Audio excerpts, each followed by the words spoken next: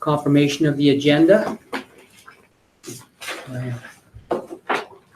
That the Council Township of North Huron accept the agenda for July 2nd, 2019 council meeting as presented. Do I have a mover? Paul. Seconder by Anita. All in favor? Carries. Disclosure of community interest. Seeing none, we'll move on. Public comments. This is an opportunity for members of the public to speak to the items of business in the agenda. There's 2 minutes per person. You want to speak, Bill? Okay. Seeing none, we're going to move to consent agenda. That the Council of the Township of North Huron hereby adopt the consent agendas item 5.1.1 to 5.1.2, and further the Council of the Township of North Huron hereby receives consent items 5.1.3 and 5.3.11 for information. Would anybody like to speak to that first? Go ahead, Kevin. Through your, it's on 5.1.5 for the minutes of the BIA. Just curious to staff, this is dated in April. Is that the latest? Yeah, that's the most recent one we've received. Okay. Thank you for verification. Trev? Yes, Reeve, I just wanted to make council aware that on 5.3.1 that the Police Service Board Detachment Commander's report, we as the board, the Police Services Board, have instructed that the clerk and the secretary treasurer of the board make sure that these reports are outside of the normal report, like not buried in the different reports. So these are front and center so that the council members can see what's going on. I did want to mention that there has been some question about the number of incidences or number of calls in the town of Wingham, like as well as the number of hours that has been provided for service for the months of, and there has been, in the last 2 months, there's been only like 574 hours provided. So there has been some discussion with Police Service Board members have asked those questions. The interim detachment commander has given an answer about there could be some issues with regards to when the officers actually put in their time in the OPP system. So she's going to follow back up with them to make sure that they are documenting their time accordingly and appropriately when they're doing these reports, as well as that this is just a kind of a guide to let the council know and the staff know about how many hours we are supposed to be getting based on the contract, and follow up with that as to making sure that we're getting what we're paying for. So I just wanted to reiterate to the council that they are there for your information, and if there is questions that you want to have, feel free to ask Rick or myself. We'd be more than happy to take some questions back to the detachment commander and the board if needed. Thank you. Any other comments? Trev, I'm just going to follow up on a bit. There was a attempted break-in at my mother's place down in Lowertown last night, and it was the Wingham detachment that was down there, the person.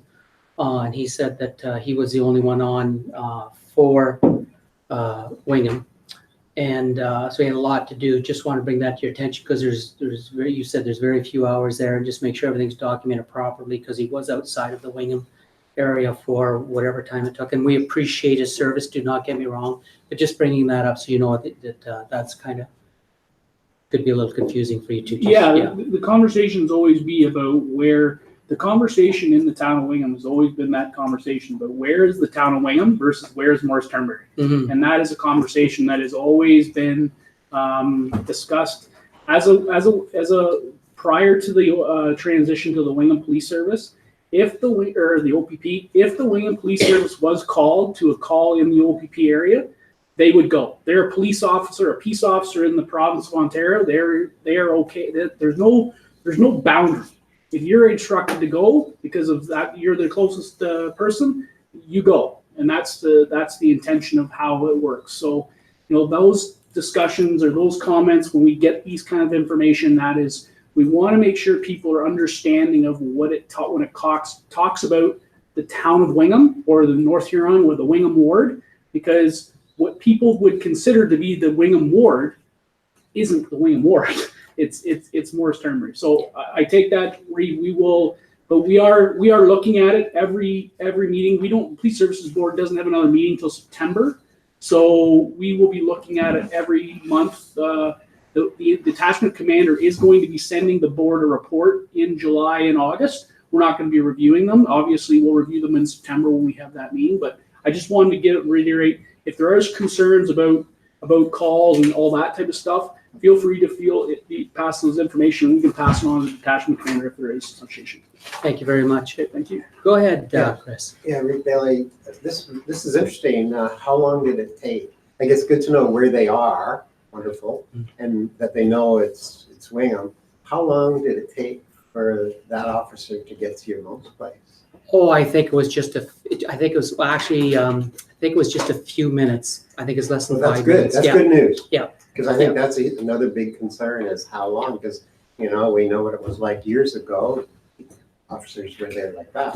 Yeah.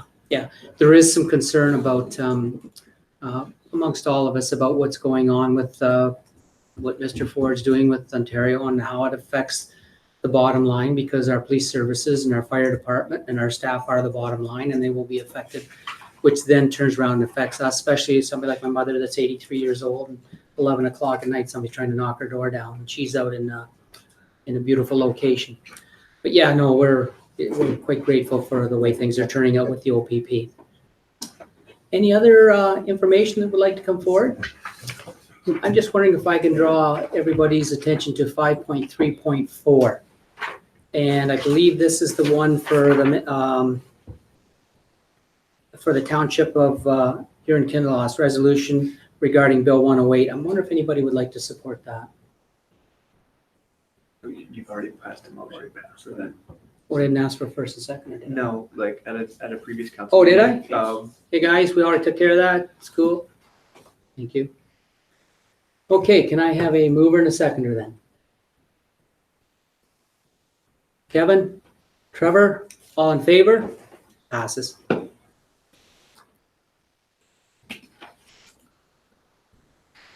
Okay, we have public meetings and hearings and delegations, 6.1. So it's a committee of adjustment for McCloskey. And I believe we're going to go into, can I have a motion to adjourn the council meeting? I have Anita, seconded by Trevor. All in favor? Passes. Now can I have a motion to go into? Yeah, because it didn't come up. Lucky me.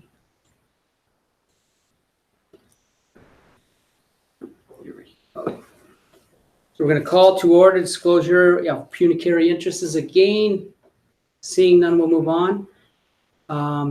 Number 3 is to accept or amend the agenda, that the Committee of the Adjustment hereby accept the agenda for July 2nd, 2019 hearing as presented.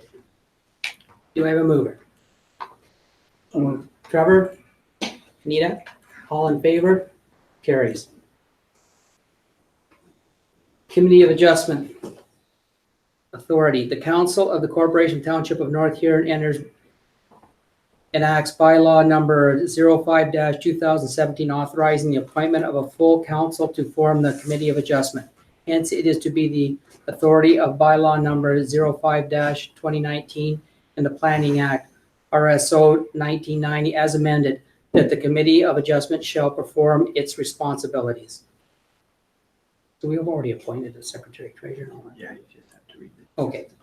Okay. Appoint Secretary Treasurer. The Council of the Corporation of the Township of North Huron hereby enacts bylaw number 05-2017 authorizing the appointment of the clerk as Committee of Adjustment Secretary Treasurer. Number 6, statement of as presented, that any decision reached by this committee tonight cannot be used to set a precedent. Number 7, new business, file number MV01-2019. Location, 82 Kerr Drive, lots 1 and 2, registered plan 414 Wingham Township of North Huron. Applicant owners, DC McCloskey Engineering Limited, KRS Holdings Wingham Inc.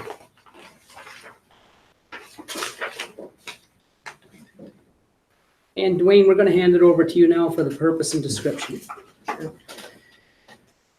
Thanks, Your Worship. So Laura's unable to be here this evening, so in your council packages, you'll have seen her report, but for the benefit of the public and those that are here, yes.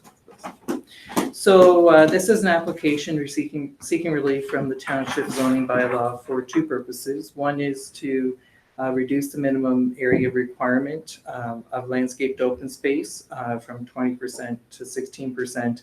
And the second is relief from the maximum width for a driveway entrance. So the property itself, and Dawn is going to pull it up, is located on Highway 86 and Kerr Drive. It is designated highway commercial in the North Huron official plan, and it's zoned highway commercial special zone in the township zoning bylaw. The applicant is proposing to construct a new gas bar with a canopy and pumps, a convenience store, and a drive-through eating establishment. And again, is seeking relief from the minimum required landscaped open space, as well as the maximum width for a driveway entrance. So this is a photo here of the site itself. You'll notice the West Cast complex is on the right, and the Tim Hortons there is on your left. Moving on to the next slide, this is the proposed development. Entrance, there's a building you'll see setback. I don't have a pointer, but it's set back there. And you'll see an entrance off of 86, and as well as an entrance there off of Kerr Drive. So again, for a gas station, convenience store, and a drive-through restaurant. So in terms of the application itself, there's 4 tests that must be satisfied under Section 45 of the Planning Act. The first, with respect to the application, is that it meets the intent of the official plan. The subject lands are designated highway commercial in the official plan. The proposed gas bar and accessory uses are appropriate in this designation, which is developed on designated lands along the county roads. The subject property is located within the Wingham Special Policy Area, an identified area that is regulated by specific policies due to its location in the floodplain and regulations under the Maitland Valley Conservation Authority. Section 6434 of the official plan addresses the Wingham Special Policy Area, including the goals of ensuring that development in the floodplain is designed to minimum risk to life and property and proceed safely and orderly. Policies in the official plan guide the development by requiring that a geotechnical report, soil analysis, is completed and submitted. New construction meets the regulatory flood elevation for the subsection of the special policy area, and that safe entrances and exits have been designed to ensure vehicular and pedestrian traffic is not prevented during any flooding. The applicant has completed the necessary analysis reviewed by the Maitland Valley Conservation Authority, who are also reviewing the safety and floodplain measures proposed by the development. So it does meet the intent of the official plan. The second test is that it has to meet the intent of the zoning bylaw. The proposed buildings and uses for this development are permitted in the highway commercial zone. The proposed site plan for the development satisfies a setback to the structure and is also under the maximum percentage for lot coverage. The highway commercial zone identifies the property is located within the Wingham Special Policy Area and shall comply with Section 3.36 of the general provisions to meet the official plan special policy area policies. The zoning bylaw defines landscaped open space as open space comprised of lawn and or ornamental shrubs, flowers, and trees, and may include space occupied by paths, walks, courts, and patios, but shall not include parking areas, traffic aisles, driveways, ramps, or storage of equipment, vehicles, or other materials. The site design and uses require significant proportion of the property to be asphalt pavement for access, driving aisles, and parking, and the requested reduction in landscape open space is reflective of this. The general provisions of the zoning bylaw requires the width for a joint entrance exit driveway to the property to be a maximum of 9 meters. The applicant proposes to create an entrance onto Amberley Road, County Road 86, with a 10-meter wide entrance to accommodate the necessary truck turning movements and site traffic. The entrance onto Kerr Drive complies with the maximum driveway width. The third test is that the proposed application needs to be desirable for the appropriate development of the lands in question. The location of the proposed gas station development is to achieve maximum traffic access and visibility from County Road 86, a large east-west traffic corridor. The land uses proposed for this site are car-oriented and require sufficient space for on-site circulation. To address concerns from staff during the review process, the developer has included the addition of sidewalks to manage pedestrian traffic along the property. The sidewalk is proposed to be where a portion of the site's landscaped open space will be parallel to Amberley Road. Having a sidewalk and green space at the edges of the property visible from the abutting streets will create a frontage and exterior side yard that are more attractive and at a pedestrian scale. The proposed driveway entrance width of 10 meters is supported by Huron County Public Works and the traffic impact study that was submitted by the applicant. The traffic impact study was peer reviewed for accuracy and that the entrance onto Highway 86 best mitigates the sight line of potential turning movement conflicts for traffic. So Huron County Public Works is satisfied with respect to access in and out of the property. The fourth is that the test is that the application is minor in nature. In this case, the relief sought for the reduction in landscape open space from 20% to 16% is a 20% reduction. The increase of 1 meter in the entrance width from 9 meters to 10 meters is an approximate 11% addition. The requested variants are considered minor in nature and are appropriate for the scale and proposed land uses of the property and compatible with the surrounding commercial and community facility uses along the road. The application was circulated to North Huron staff and agencies, as well as the public for comments. North Huron staff have no concerns with respect to the variance application. Huron County Public Works has reviewed the site plan and had consultation with the applicant regarding the entrance onto County Road 86 concerning its location, proximity to Kerr Drive, and the neighboring entrance to Tim Hortons and width.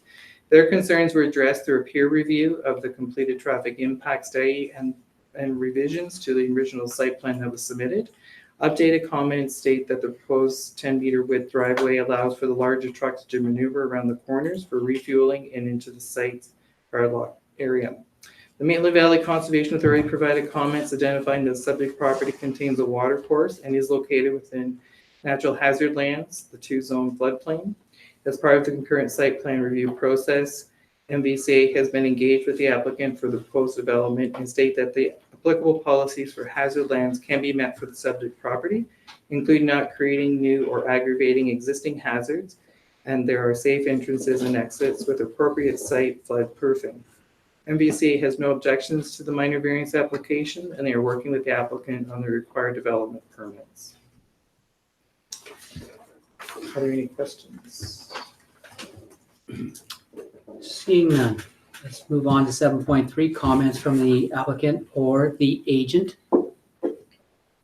None seen. Comments from others? None seen. 7. Go ahead.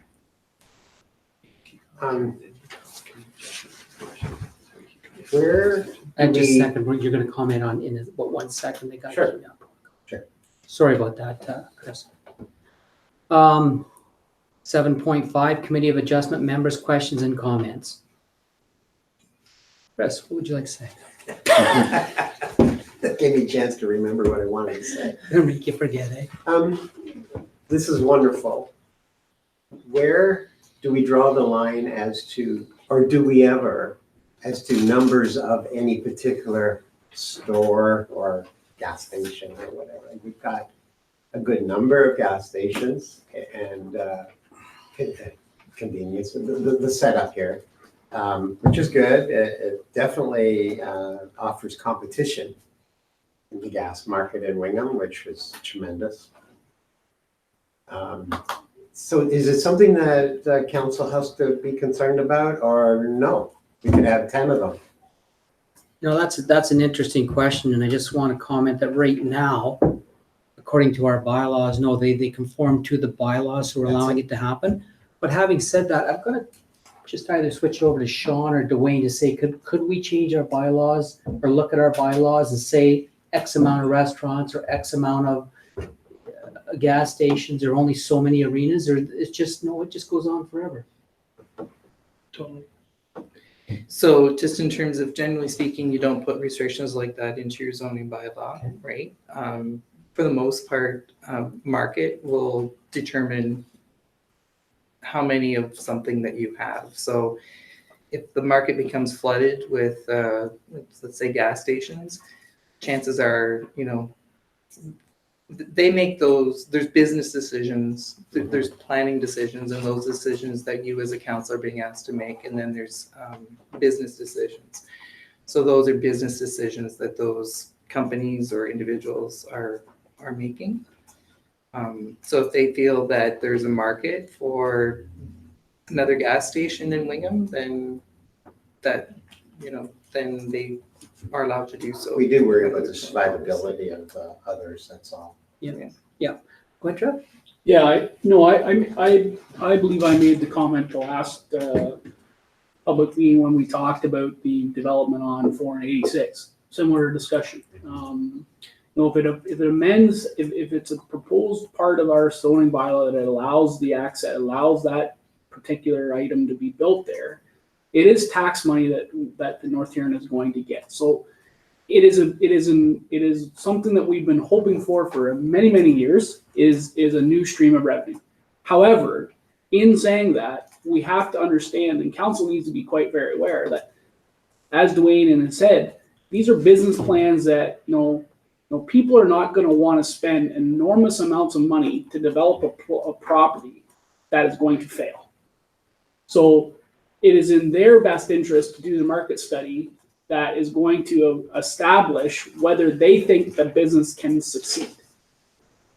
But what that does to the existing businesses in the town, I have a concern based on what these businesses are and where they're located compared to the existing businesses that are in town.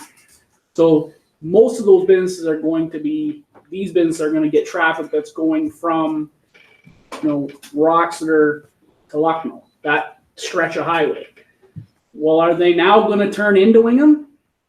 They may or may not. So the question becomes is that is something that we can dictate. We need to help. We need to be able to support all of this by having higher development in residential, in commercial. So the more people, the more population. I suspect this market plan for these groups have looked at what has been developed or what has been zoned residential in North Huron. So they're looking not in 2 years, they're looking in 20 years. And the concern is that we just heard on the radio not too long ago, or today, is the county staff at Huron County are indicating that there is going to be a significant migration from the urban centers to the rural centers. So the question becomes is, can this happen and can it work? Only time will tell. But that's not in our position to dictate. In my mind, it's not our position to dictate what needs to go there or what shouldn't go there. I think in my mind, that is a business decision that if you're going to spend millions of dollars to develop a piece of property like this, I would hope that they've done the market analysis to say it's going to succeed. And therefore, the other groups have also done their market analysis to know that those things are developed areas could have impacted their business plan if those were developed at some point. So what we need to do though is be cognizant of that. But if there is businesses within the town limits of Wingham in North Huron that have to change their business plan because of the competition that we're having, we need to be very aware that that's a possibility. Like that is going to be a very good possibility. And in a gas station market, what is that building going to be used for outside of it? You're not going to develop it afterwards. So I think it's a great question. I think it's a great comment. We just need to understand the whole ramification of what this could do. And I think the market plan isn't ours to guess or choose. Let them decide. But I think we need to be cognizant of what impact this could have on the rest of the community. I'm just going to follow that up and say these guys must have been watching the last 6 months because this has been a very aggressive council. We've pushed hard and we'll continue to push hard for development. We're on a couple of paths. We're not going to back off. We've got some development in Blythe. We're working on development here in the Wingham ward, or actually in the East Swawanosh ward on the edge of Wingham. So they've probably been watching us and they know that we are an aggressive council and we're going to make things change. And I'm going to speak a little further to that later on in the agenda. So having said that, we're going to go to any other questions or comments? Seeing none. The recommendation of the Huron County Planning and Development Department. It is recommended that the minor variance application MV01-19 be approved with the following conditions. The development be constructed as shown on the site plan approved by North Huron Council. And number 2, the variance approval is valid for a period of 18 months from the date of the committee's decision. Okay. I don't have to ask for anything. 7. So we're going to go to 7.7 now, the recommendation to council from the Committee of Adjustment, that the Committee of Adjustment hereby recommends to North Huron Council that the minor variance application file number MV01-2019 as it applies to 82 Kerr Drive, Lot 1 and 2, Registered Plan 414, Wingham Ward, Township of North Huron, applicant owners DC McCloskey Engineering Limited and KRS Holdings Wingham Inc. be approved. Do I have a mover? I'll move, but I do have a clarification question, so I'll. Okay, yeah. Trevor moves, Chris seconds. Go ahead, Trevor. I just want to make sure that I understand the variance approval is valid for 18 months. Is that 18 months from today or 18 months after the appeal period? From the date of the committee's decision. So that would be today. Go ahead, Kevin. Just a question for clarification through you. The address is being 82 Kerr Drive, not on London or not on Amberley Road. Does that change the taxation of the property of being off Kerr versus being off the highway?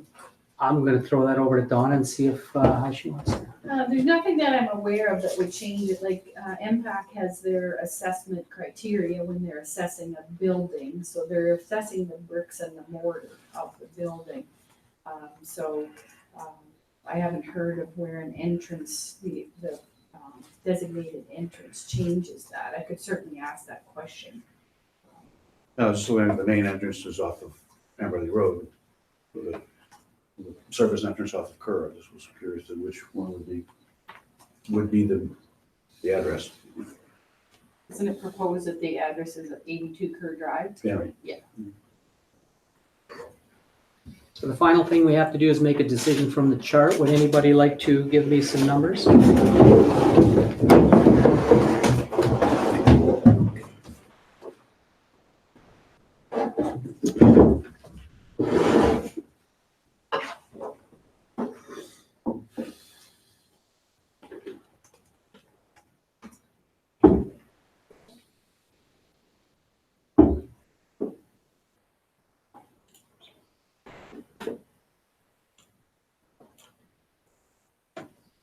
So I don't have mine in front of me, but I believe that's going to be, was there an effect on the decision made, et cetera, et cetera? You guys reading it? Does anybody want to put some numbers forward?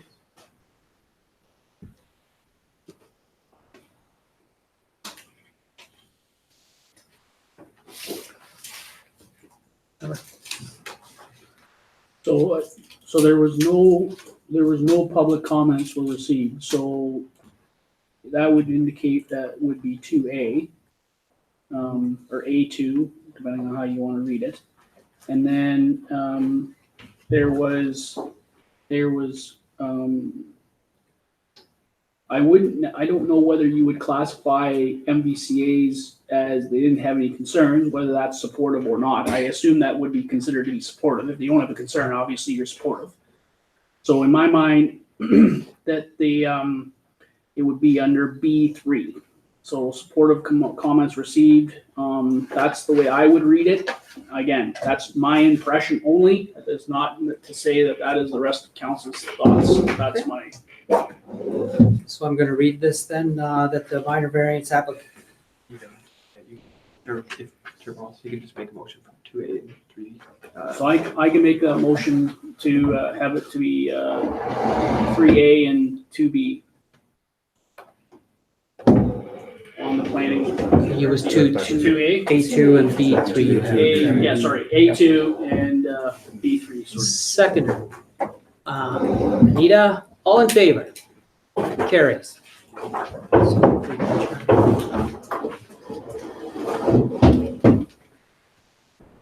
Okay, ruling of the committee, minor variance procedure following the public meeting.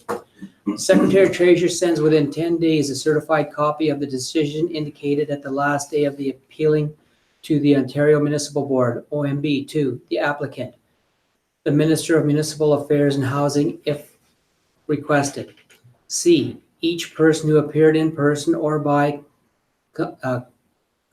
consult at the hearing and who filed with the Secretary Treasurer a written request for notice of the decision. If no appeal is lodged, after the 20-day objection period has expired and no appeal has been lodged, the decision of the Committee of Adjustment is final and binding. The Secretary Treasurer shall notify the applicant.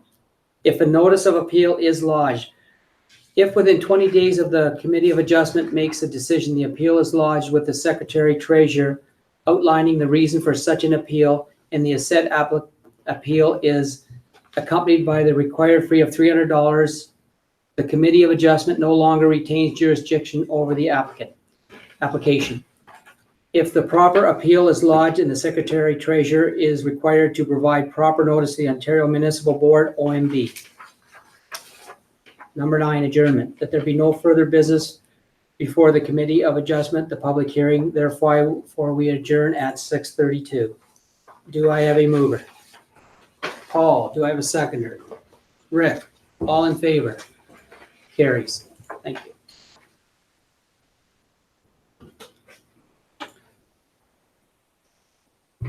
Now we're going to ask to dismiss from the Committee of Whole, the Committee of, Yeah, you need to make a motion to reconvene the regular council meeting.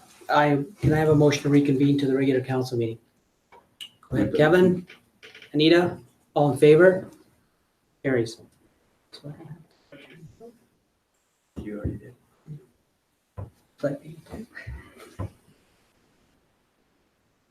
Okay. We're gonna go on now to reports. We're gonna go on to Clerk's Department, minor variance. So that's to accept the recommendation of the council. And so I read this one. Yep. Yeah, that's what I thought. That the Council of Township of North Huron hereby accept the resolution of the Committee of Adjustment that minor variance application MB01-19 as it applies to 82 Kerr Drive Plan 414 Park Lots 1 and 2, Registered Plan 22R4967 Part 1 and 2, Wingham Ward, applicant owners DC McCloskey Engineering Limited, KRS Holdings Wingham Inc., be approved with the conditions set out in the Huron County Planning and Development report prepared by Laura Simpson at the July 2nd, 2019 meeting. Do I have a mover? We have Kevin and we have Chris. Any questions or comments? Seeing none, I call the vote. All in favor? Carries. Thank you. 7.1.2 Site Plan Control Agreement. And Dwayne's going to speak to this one. Thank you, Dwayne. Thanks, Your Worship. So this is the site plan application that we received for the, similar to the minor variance application that was dealt with in the Committee of Adjustment. So again, this is a site plan for the proposed gas station development with canopy and pumps, convenience store, and a drive-through restaurant in Wingham. The site proposes to construct new entrances onto County Road 86 and Kerr Drive, and as well complete the geotechnical work to satisfy the Maitland Valley Conservation Authority's regulations and the applicable policies of the Wingham Special Policy Area. So items that are considered through the site plan process are parking, access to Amberley Road, building layout, snow storage, grading and drainage, and stormwater management. And as Council's previously aware, that the property is subject to a minor variance application. The properties are designated highway commercial and zoned highway commercial special zone in the North Huron zoning bylaw. The property is vacant and is approximately 1.7 acres in size. The proposed site plan was reviewed by the Township Site Plan Review Committee, and it complies with the provisions of the North Huron zoning bylaw concerning applicable highway commercial building setbacks, lot coverage, and parking requirements. The site plan design proposes that the building will have a drive-through restaurant on the west side of the building. So we have the sketch there on the screen for you if that is of assistance, and it's also in your council package. With the drive-through stacking lanes around the rear of the building and parking in front and to the side. The east side of the building would be the convenience store for the gas station, so on the right if you're facing the screen. And this does meet the intent of the official plan that encourages site plan and building design to place parking in buildings complementary to the streetscape and to supply sufficient on-site parking. The company minor variance application for this development requests relief from the minimum required percentage of area for landscaped open space and exceeding the maximum width for a joint driveway exit. Comments were received from North Huron and County staff concerning parking areas, snow removal, storage, and stormwater management. And these have been addressed through revised site plan drawings, and they've also been discussed both with the township's engineer as well as the Huron County Public Works staff. The Public Works staff in particular reviewed the site plan and consulted with the applicant regarding the entrance onto County Road 86 concerning its location, proximity to Kerr Drive, and the neighboring entrance to Tim Hortons and width. Their concerns were addressed through a peer review of the completed traffic impact study and revised site plan to locate the access and appropriate location that address safety, sightline, and maneuverability concerns. The subject property is located within the Maitland Valley Conservation Authority area for natural hazard lands and the Wingham Special Policy area. It is located within the floodplain, and MVCA has no outstanding concerns regarding the development. The owners developers are currently working with the Conservation Authority towards a complete application for development in the regulated area of flood fringe and are working towards satisfying MVCA's requirements to date. So this report was prepared, you'll note, back in June, and since then I received two additional comments. One is just from the Conservation Authority indicating that the proponent may wish to consider removing the peat moss in areas of the parking lot as well. They're removing the peat moss underneath the building, not proposing to remove the peat that's underneath the parking area. Maitland Valley Conservation Authority is, this isn't an ask, this is a recommendation for the developer to consider. MVCA is recommending that the proponent may wish to consider removing the peat in the areas of the parking lot as well, so that differential settlement doesn't become a long-term maintenance issue. So that's the recommendation or additional recommendation from the Maitland Valley. And in terms of one additional comment from the township's engineer, there's three, but in terms of indicates no concerns. The one I think noteworthy is that there has been no provision to handle what appears to be ponded water to the north of the site. So he's recommending that be taken into consideration and that be addressed. So on that note then, maybe I'll just jump ahead a little bit just in terms of, in light of that there is a minor variance application for this property and there's a 20-day appeal period. We're recommending that the site plan bylaw later on the agenda be given first and second reading, but not give third reading. Give third reading after the minor variance application appeal period has lapsed, and to see whether or not there are any appeals during that time period. If there are no appeals, then council may wish to consider or would consider giving third reading to that site plan agreement.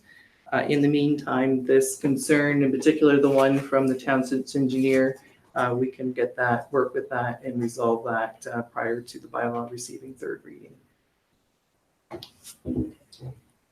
So I'm going to read the motion that's before me, that the Council of the Township of North Huron hereby approve the proposed development for a gas bar, a store, and a restaurant located at 82 Kerr Drive, Plan 414, Park Lot Number 1 and 2, Registered Plan 22R4967, Park 1 and 2, Wingham Ward, and further the township pass the necessary bylaws to enter into the site plan agreement with KRS Holding Wingham Inc. and the development of the subject land. Do I have a mover?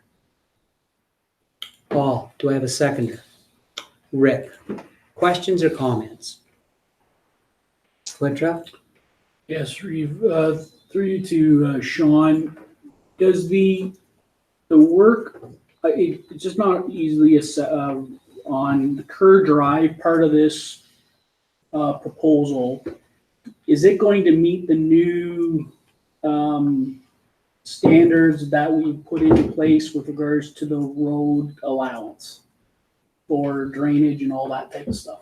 The work on Kerr, through you, your worship, the work on Kerr Drive itself is really quite minimal, I believe, so there'll be no physical impact on the road other than the entrance.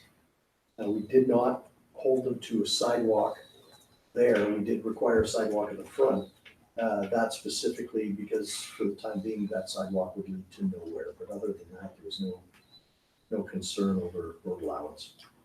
Yeah, I guess my question is it's not real, the diagram doesn't give me justice about what the distance between the parking is and where Kerr Drive is. If there's a green space there in between where the parking is on the right-hand side and Kerr Drive, then I would agree with you. But that drawing tells me that the parking is gonna be right beside Kerr Drive. There's grass there. So it would help, like, it doesn't tell me how far the grass is, because I'm guessing there's still drainage that's gonna be coming off of Kerr Drive going somewhere. And if there's a ditch or whatever the case may be there, then my question is that the proper stormwater management that we've proposed in any other development based on our 3 or 4 meetings ago, we talked about proposed standards. So it's hard for me to tell what the distance is between where Kerr Drive is and is there any green space in between the Kerr Drive road and where that parking is, because it would tell me that is going to be grass, but the parking's got some curbs, I'm assuming for obviously so they can't be moved over. But I'm just wondering about drainage off of Kerr Drive is my concern. So how wide is the buffer? Well, yeah, is there a drain? We have it now where water is gonna be going into that ditch off of Kerr Drive. Yes, it's gonna drain into there. So the question is when we develop that, is the water still gonna have to go in there? I'm assuming yes, but is there proper stormwater management because when they develop this, we're changing this property, what it looks like. So is water going to be required to go from this property into that ditch as well? And is that ditch able to support runoff from both sides of the properties is my question. I don't know, but that's my question. It looks to be about 3 meters of barrier, but I'll have to make that, I'll make that inquiry and get back to council with that. Yeah, I assume based on the stormwater management plan, my concern was that when we talk about roads and how the development is, and does it fit the bylaw or the proposed standards that we had set for any development 3 or 4 meetings ago or 5 meetings ago. I just want to make sure we're meeting those standards. 1726. Go ahead, Chris. Yeah, Reeve, we have to offer the ditch. We have to have that ditch in there so that their water can go somewhere. And then we're asking them to deal with anything on the north end. Well, anything to the north end is gonna have to drain into that same Kerr ditch.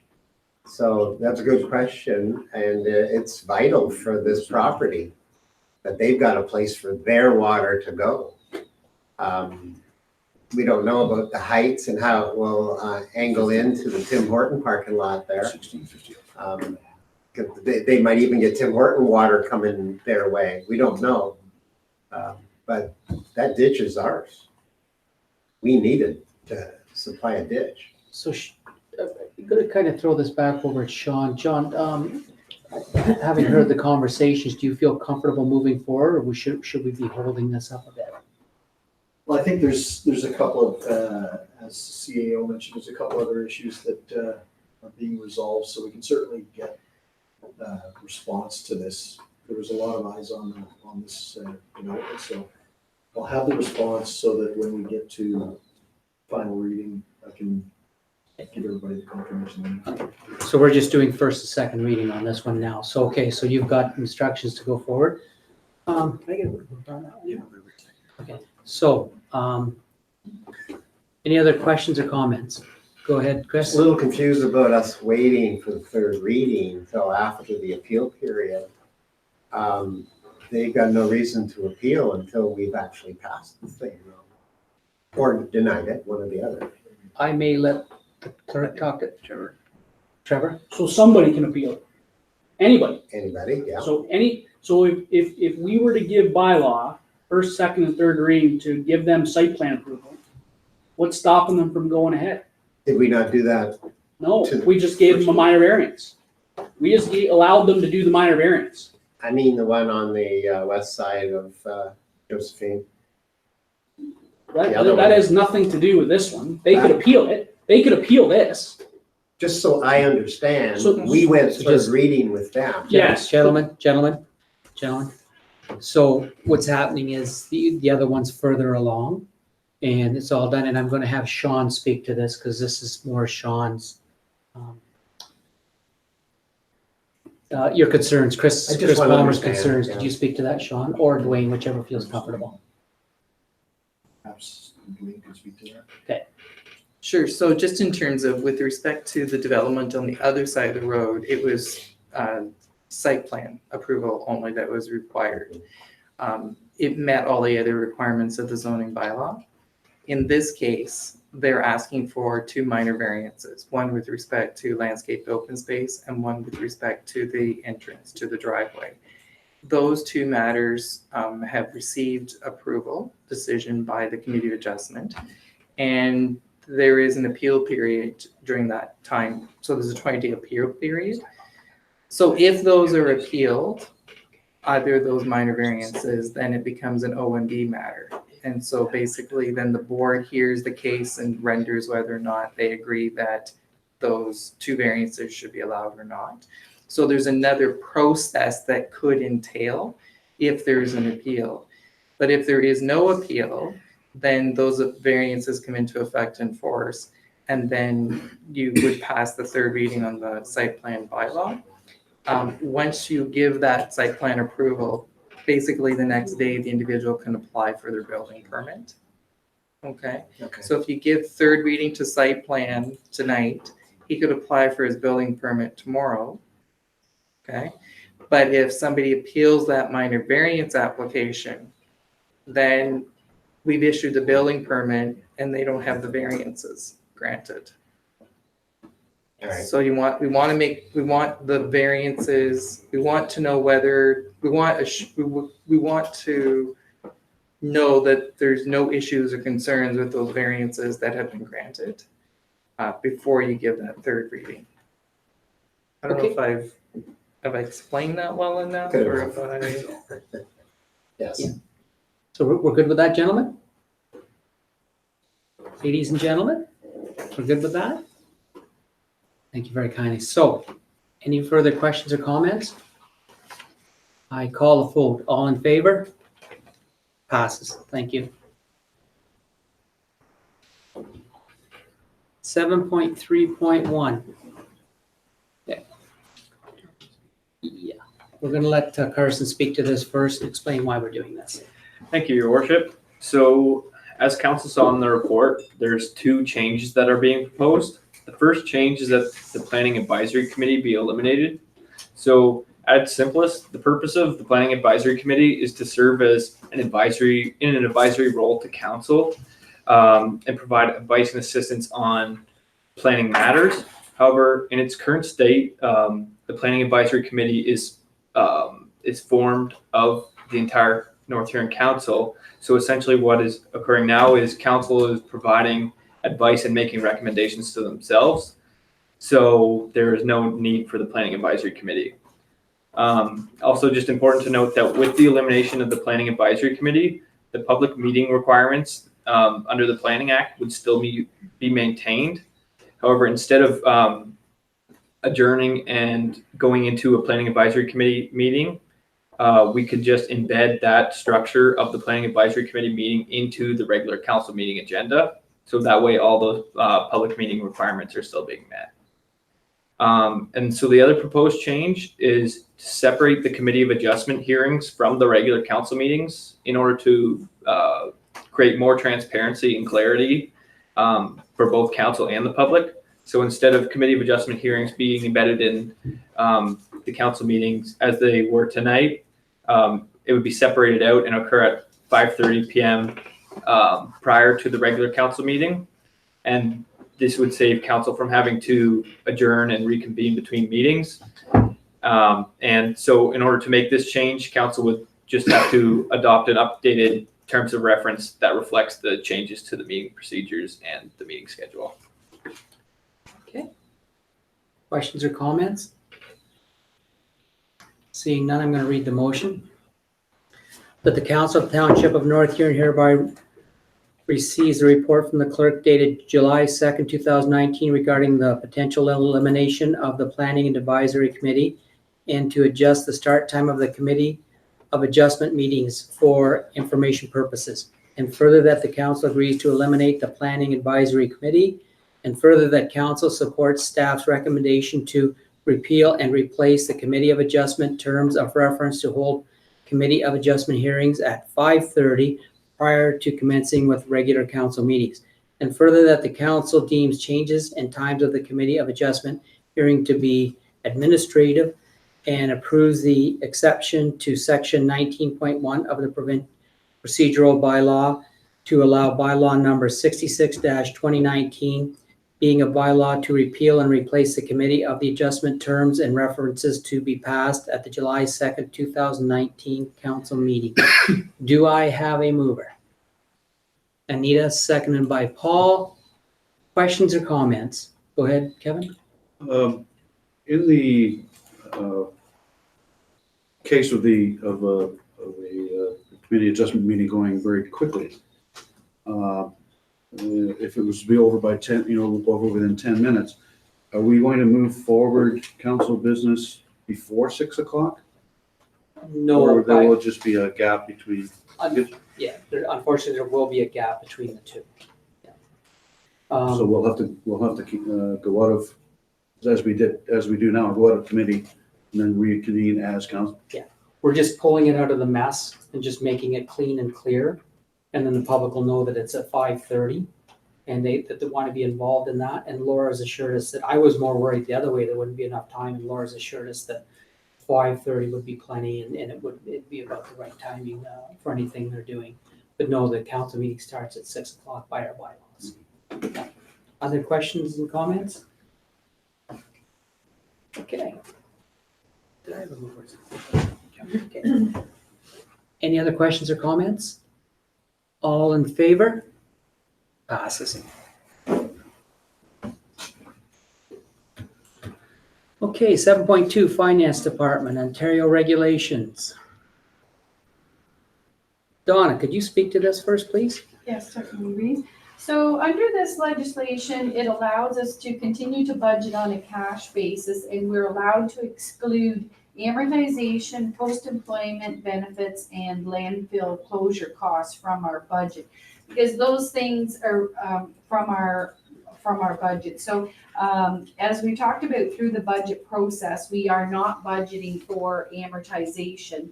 Amortization is more of an accounting procedure, and it appears in your financial statements, but we don't actually pay someone amortization. We need to record it to do our financial statements, but as I said, it's an accounting transaction, and it helps us plan for the longevity of our assets.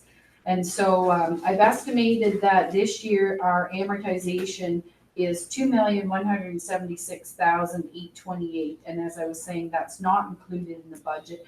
But other things that we do include in the budget is our debt repayment for our principal that we have to pay this year, and that's $132,000. And this year, because of the new fire hall in Public Works Station, our capital assets is $4,294,000. So that's step one. And the second step is the post-closure cost for the two landfills, mainly the East Wawanosh landfill and the Wingham landfill. So all along for the Blythe Hullet landfill, we've been setting money aside to deal with the post-closure costs there. And in the last couple of years, especially since Sean has been here, we've been working together, and you'll remember at year end that we put money into reserves. We had a lot of tipping fee money that was over and above our budget. So what our plan is to, we've received an updated report from the engineers on both the Wingham and the East Wawanosh landfill as to how much the post-closure cost should be. And so Sean and I are going to go through those reports and ask you at a point later on in the year if we can actually set aside money that we now have in our general reserves as a dedicated reserve for both of those two landfills. So we have to go through, determine what those dollars are. If we have enough money in reserves, then we want to set those aside as a dedicated landfill reserve for the future so that they don't get touched. And then the way it is right now, we would have to, if we had to deal with post-closure costs, which we do have quite a life left on, especially the Wingham landfill, deal with that through budget. But as I said, as Sean and I move forward, we want to start planning and setting money aside each year from now on, once we get that established, so that we have some dedicated money for when that time occurs. So, and also as a note, I've noted here, back to Blythe for a moment, we did have $202,000 set aside, but as you remember in the budget, we had to take $95,000 out for the acquisition of land within that containment attenuation zone. So that's going to leave us about $107,000 for the Blythe Hullet landfill site. So basically what this report is saying is that we don't budget for post-closure landfill costs and amortization. So are there any questions on that? And we'll bring you up to date this fall on how much money we think should be in a dedicated reserve for each of East Wawanosh and Wingham separately. Any questions or comments from the council? Don, I have one, the land that we bought for the leaching reasons, are we doing anything with that? Are we sitting on that, or is there any thoughts of using that or moving that, or it's just simply, or maybe Sean might want to answer that one, just it's there and we have to have it? I don't know. Through, actually, Reef, it's there, it has to be protected. We have to make sure that no inappropriate uses take place there. So at this point, I don't believe there's been any plans to do anything with the land specifically. Is there any way, and I'm not familiar with the land, is there any way we could rent that out to a farmer, or any kind of use at all we can get out of that, some recoup at all? I don't believe so. I believe it's largely landlocked, is it not? I just wasn't sure if it was 10 acres of land or whatever it is. So if you're referring to the recent Blythe Hullet landfill, so we recently purchased in Center Huron and North Huron recently went together and we purchased the 76 acres. And it was discussed at the Blythe Hullet landfill board, and the board has asked for a report back with respect to potential harvesting of that woodlot. Okay. In terms of potential revenue back into to help offset some of the costs associated with that. So that's so Steve Doherty, who's a Central Huron CAO, and I have been corresponding, and it's on our to-do list. It hasn't hit the top yet, but Okay. it's certainly there. Okay. So any other questions or comments? I'm going to read the motion then. That the Council Township of North Huron hereby receive the report from the Director of Finance dated July 2nd, 2019 regarding Ontario Regulation 284/09, Budget Matters Expenses Reports for information purposes. Do I have a mover? Trevor, seconder by Kevin. And all in favor? Passes. Okay. The next one again is going to go to Donna, rates and fees bylaw amendment. Did you want to speak to it first, Donna? Yes, please. Thank you, Reed. So these are two small changes that we have to our rates and fees bylaw. As we noted in the agenda package, the bylaw for rates and fees was passed on May the 6th, 2019. So the first one is an amendment for Schedule C, which falls under Kirk's department, building classes and fees. And what he's doing is adding a new fee of $125 for appeals to the Property Standards Committee. So this is in order to match the fee bylaw with the property standards bylaw. So a section in the property standards bylaw deals with appeals, but it wasn't listed separately in our fee bylaw. So what we're doing is we're tidying it up so that both bylaws say the same thing. So the appeal for the $125 appeal wasn't in the fee bylaw, but it's in the property standards, and we're bringing all our fees together under one bylaw, so we want them all listed in the fee bylaw. So that is Kirk's change that he's proposing. And the second one is, again, some wording clarification under Schedule D for the cemetery, and it's regarding the fee for the interment of cremated remains. And so if I could turn that over to Sean to give you a bit more information on that clarification. Thank you. Yes, Reeve. This amended or request for amendment is a result of a dispute that brought to our attention some wording discrepancies within the bylaw. Basically, the way it was designed and set up with regard to the interment of cremated remains in the columbariums, the first opening and closing, and that's the way it was worded, was included. And the intent was that the first set of remains would be placed free of charge.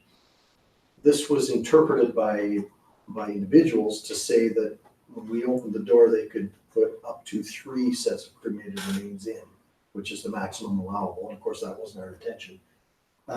We took it to the BAO just to make sure that we were in an appropriate position.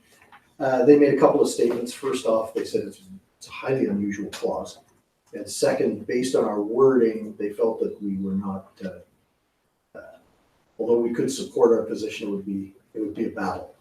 So we thought the easiest thing to do is just to simply amend it to eliminate the free initial opening. So the way we're proposing now is every set of remains that are interred would pay the opening and closing fee. It just eliminates confusion. Questions or comments? Go ahead, Paul. So that's the first person going in, let's say, there'll be a charge there. There'll be a charge for every. Okay. Yes. And let's say, forbid that, let's say 2 went down in an accident or whatever, they both went at the same time. Through you, Reeve, yes, we've consistently, we've encountered this type of thing, and we've consistently charged the interment fee for each.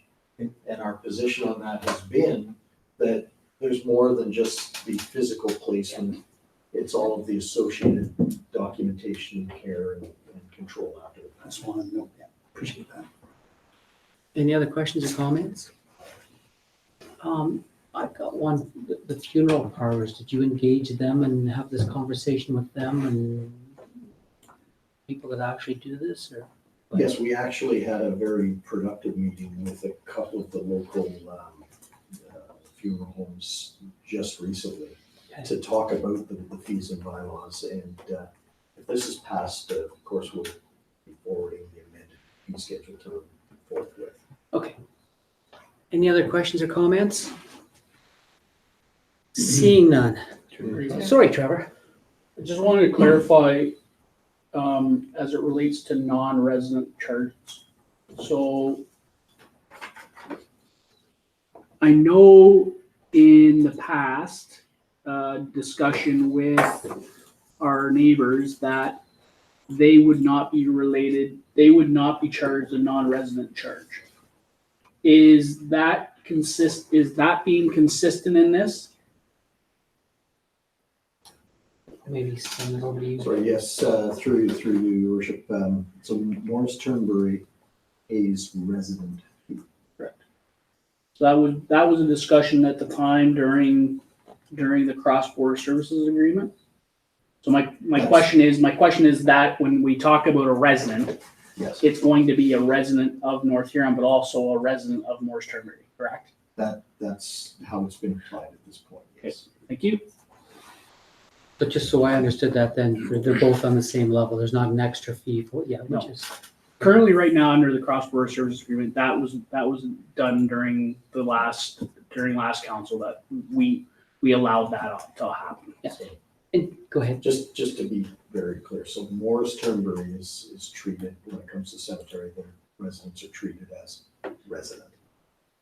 So I'm just, again, only out of curiosity, before the agreement, the cross-border agreements, they were charged more? They were charged a non-resident fee. Oh, That is correct. Interesting. Okay, I'm gonna, any other questions or comments? I'm gonna read the motion then.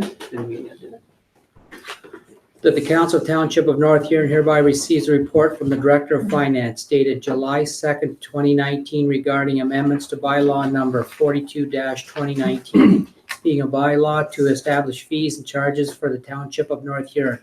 And further, that the Council of the Township of North Huron adopts the amendments to Schedule C, building class and fees, and D, cemetery as presented. And further, that the Council of Township of North Huron deems the amendments to be time-sensitive and approved an exception to section 19.1 of the procedural bylaw to allow bylaw number 65-2019 to be passed at the July 2nd, 2019 council meeting. Do I have a mover? Paul, do I have a seconder? Anita, last chance for comments or questions. Seeing none, I call the vote. All in favor? Passes. 7.3.1, Huron Pioneer Thrashers and Hobby Association request to be recognized as a municipal significant event. Vic, did you want to speak to that first? Thank you. Your Worship. On an annual basis, North Huron is host to a number of special events and festivals, some of which require or offer activities or components that require special approval or permits or licenses. One such event is the annual Threshers Reunion. On an annual basis, they've been offering a licensed area during their event. And in order to do so, again, they require council's approval and that it be deemed as a significant event. This requirement is part of one of the requirements. Their request is in order to comply with the Alcohol Gaming Commission's requirement that public events be deemed as municipally significant by resolution of council. And therefore they've submitted that request. In talking with staff, there haven't been any issues or concerns expressed with having a licensed area at the Threshers Reunion. So staff do not see any issues with council deeming it as such and recommend that you support it. Questions or comments for Vic? I'll move it. Trevor moves. Need a seconds. Question, Go ahead, Kevin. through your, to Councilman Brennan. Is there a license at the, a license area also at the Lions Park that same weekend? Not sure, from the Thrashers, I think they probably do. They don't go through the license from the Legion? They get a special occasion. Okay. Go ahead, Trevor. So in just saying, asking that you cannot have two special occasion permits in different locations. One would be, one's a permanent.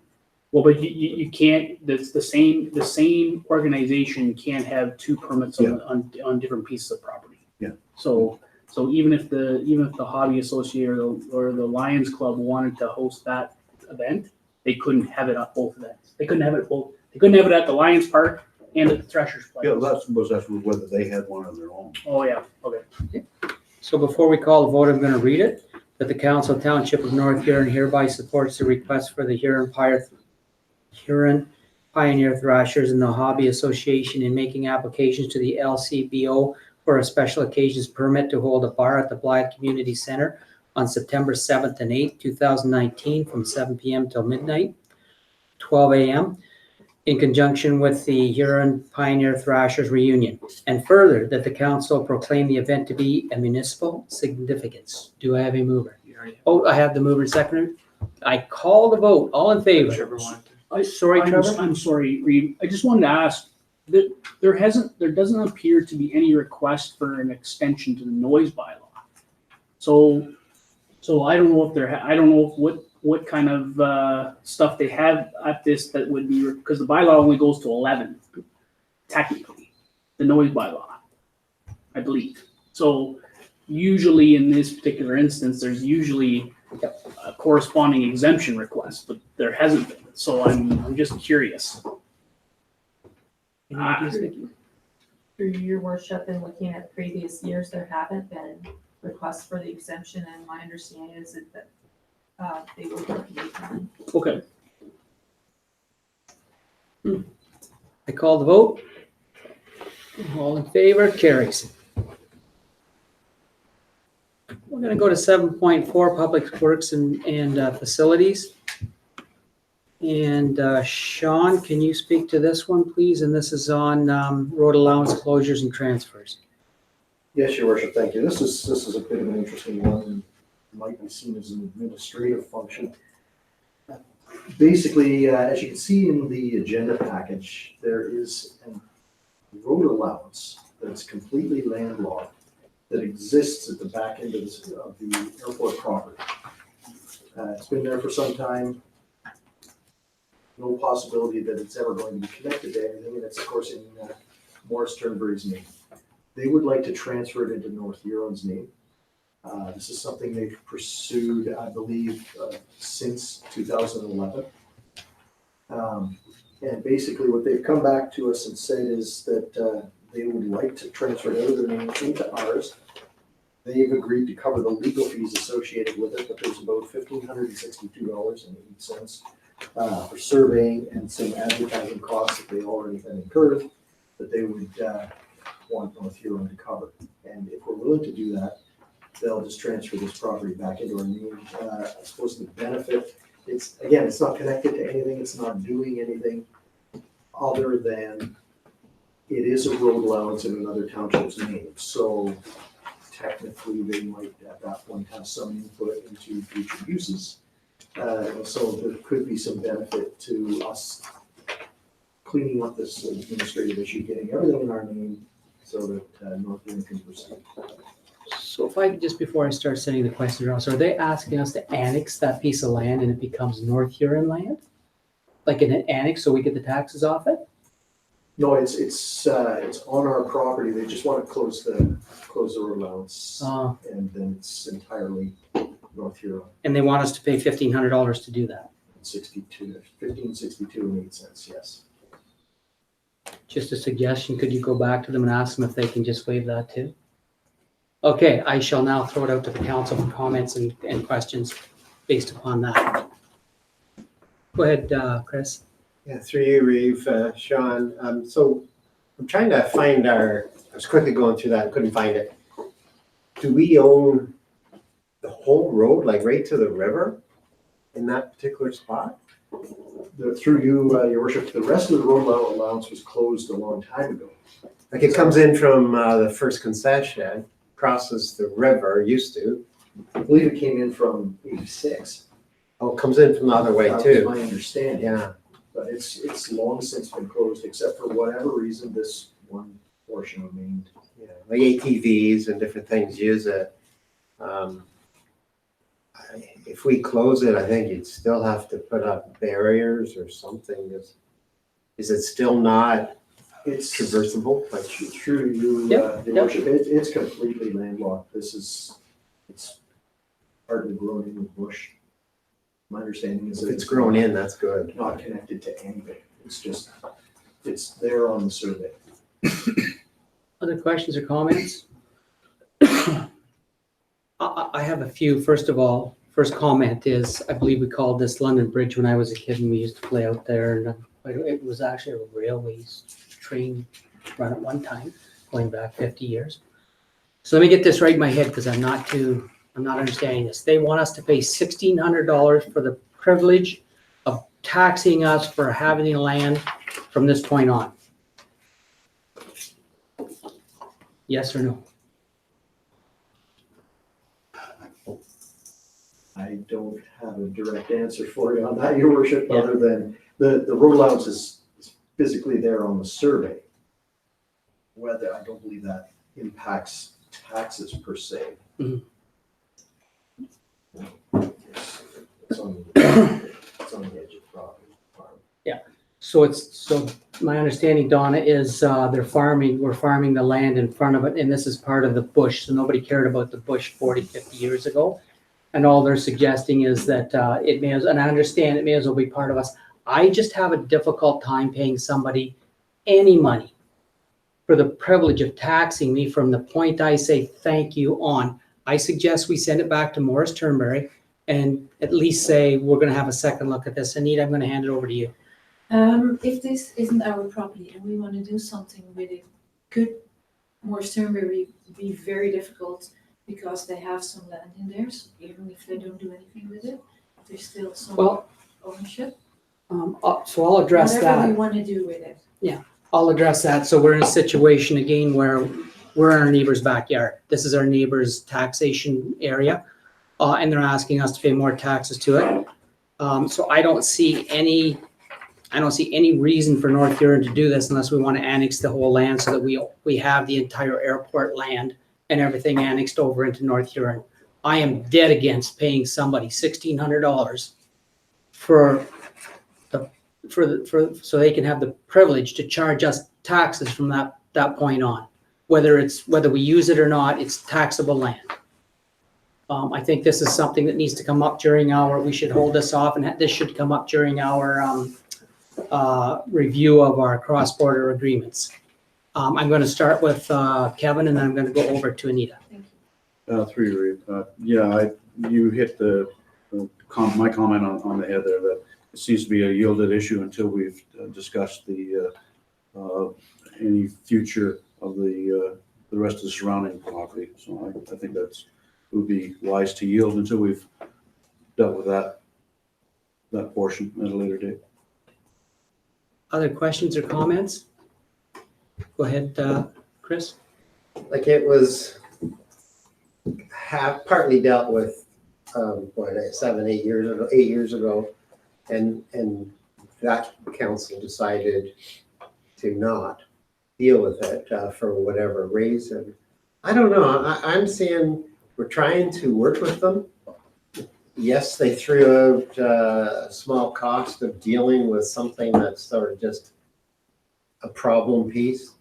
And I'm at the point where why not concede $1,500, deal with it. We're showing good faith because this is where we're at.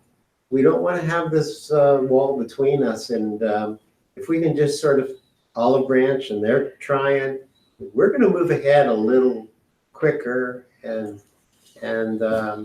more peaceable. To my mind, it's just, I know what it's been like with past councils and everybody's just at one another and they're newish and we're new. Let's just, it's not that much money and we're showing that we want to work with them. That's how I'm looking at it, and I'm serious about that. Go ahead, Anita. Does Donna know how much taxes we pay in this piece of land? What's not ours, or can? No, like this, I don't sorry. think there's taxes on there, but is Yeah. there? Like, the way it looks here is that this is part of the whole airport land property. And so the farm portion of the property is taxable. I don't know about the bush piece off the top of my head, so this would go into the bush piece. But as we were saying, that normally when you're getting, there's no cost to, how is it, There's no cost to buying this land, it's recouping the costs associated with transferring the land. That's what the fees are for. It's not as if it's being sold to us for $1,500, it's part of the legal fees and the survey cost to turn it over to us. Is that right? Yeah, Go ahead, Sean.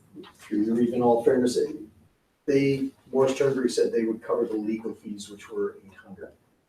This 1682 survey? is the Survey survey. costs. And back when they prepared to do this, there was a bunch of advertising costs. So they've said they'll cover 800 of the total $2,400. As for how much this is gonna cost in taxes, I don't know at this point, if anything. No, okay, thank you. So again, I will repeat myself, I will not pay, from my point of view, from Eureka's point of view, any money to buy land from Morris Turnberry that does our tax rates no good. Anybody out there that wants to give $1,500 or $50,000 to Morris Turnberry and go back to your ratepayers and say, we couldn't fix shore roads today because we gave money away, I'm fine with that too. This will be a council decision. But again, history has proven that everything we do with our neighbors, we seem to take the brunt of it. And this council needs to take a different stand. If we do not, and there's nobody being mean, this is just simple business decisions. We're doing no different than the councils before us. And we have the highest taxes, so please, if we start making these decisions now, do not go in public and say, I've done everything I can do to hold your taxes down and repair your roads and fix your bridges, et cetera, et cetera. Sorry, folks, but I'll stand hard in that one. And actually, I'm not sorry. I will stand hard in that one. Council can make a decision. Would somebody like to put a motion forward? Oh, any other questions or comments? Just ahead. to add, dealing with the land in the future, it's still open, obviously open. Mhm. And we have to look hard at it and, if it's annexing or some other deal, that'd be great. That's what we work towards. We're just sort of one step at a time, and this is an issue. Hey, to me, it's a good one. I understand what you're saying, Reeve. But I still think it's initial little talk. Then we can talk to them whenever, a month from now or whatever, and we can come together and we don't have this separating us. And then we talk about how we deal with the land. It's just a little fiery dart in a way, and burr under the saddle. That's what I'm thinking of. And if we can clear that, then we can move ahead. To me, just a little more peaceable. So with council's permission, I would suggest that this has been on the books for 8 years. I believe at our next council meeting, we're going to have the meeting about the different agreements we have with Morris Turnberry. It could be one more down the road, but I do believe it's coming up in the next council meeting. And everything I want to present, and you've given me permission to present. As a negotiator, who's negotiated with the biggest and the best, what this is they're shooting a bullet across there and they're saying, well, these people duck. They're challenging your fire at this point in time and saying, when we get into negotiations, are they going to back down? And the very first thing we thought of doing is backing down. That's what we did. We just told them we're backing down. So again, I would, to the point of being appalled, if we were to accept paying $16,000, $1,600 or $60, I don't care what it is, anything, for the privilege of them taxing us, whether they tax us or not. This should be part of the negotiations coming up. We're already paying a lot of money for the airport taxes that we've already paid $100,000 a year to run. And whether it's $4,000 or $5,000 a year taxes towards Morris Turnberry, and it's not in North Europe. We're going to be having county meetings about this. I believe in about a week's time, I'm meeting with the CEO and a few others and the interested parties. So I don't feel comfortable reading the motion. I would appreciate if a motion would come to the floor from somebody on how you want to handle this. Go ahead, Anita. I would like to put a motion on the floor to defer this to the meeting after to the next council meeting or the one after. So we're going to defer it? Yeah. Do I have a seconder? Defer is postponing it. Yes, we're postponing it, yeah. Kevin? Seconder? Other questions and comments? Seeing none, go ahead, Trev. I just want to be clear, when is the deferral going to come back? Are we deferring it to the discussion we're having when we have a meeting with Morris Turnberry, or are we discussing it the next time we have all the information prepared to all of the agreements and stuff in front of us? I guess I just want to be clear on what we're doing. Because if we're deferring, what's the deferral? Is it deferral Yeah. between the discussion of us with all the agreements, or is it deferring it to the time when we're going to be sitting with Morris Turnberry about talking about all the agreements? I guess that's my question. And I would suggest that we do it during the time we're having all the discussions with Morris Turnberry. If that's okay with the mover. Yeah, that's okay. Is that okay with the seconder? Thank you. Any other questions or comments? Seeing none, all in favor? Passes. Thank you very much. 7.5, we have nothing for the fire department. 7.6, we have nothing for the building department. 7.7, we have nothing for the child care department. So let's go to 7.8, CAO, 7.8.1, environmental impact study bids, Hutton Heights. Did you want to speak to that, Dwayne, or do you want me just to read the motion? It's your, Go ahead. whatever you speak to wish. it. So just at the May 6th meeting, council received a presentation from Bruce Potter, from BM Ross, and Sandra Potter, County Planning Director, with respect to residential development of lands that we own in Hutton Heights, and council directed staff to complete the necessary environmental assessments and begin the process to look for a contractor for the Hutton Heights development. So with that council direction, 3 firms were contacted to complete the environmental assessment work, and we received those quotations back. In the interest of time and to keep the process moving along, in accordance with the township procurement policy, that work was awarded to Natural Resource Solutions, Inc., out of Waterloo, for a total cost of $16,250 plus HST. And attached to the report is the evaluation in terms of those 3 firms. And they were the lowest quoted, but they also are known, and we're confident that they'll do a good job. So the purpose of this report is essentially seeking direction with respect to how we wish to pay for that work. There is some money in the economic development budget, about $50,000, that is earmarked to be transferred into reserves. Staff's recommendation is to pay for this study from those funds, which then would reduce the amount of money that would be transferred to reserves. Also, just for future consideration, there is an archaeological assessment as well that needs to be undertaken. We're in the process of moving forward with securing a firm to complete that work. So that as well is work that we'll have to pay for it as well.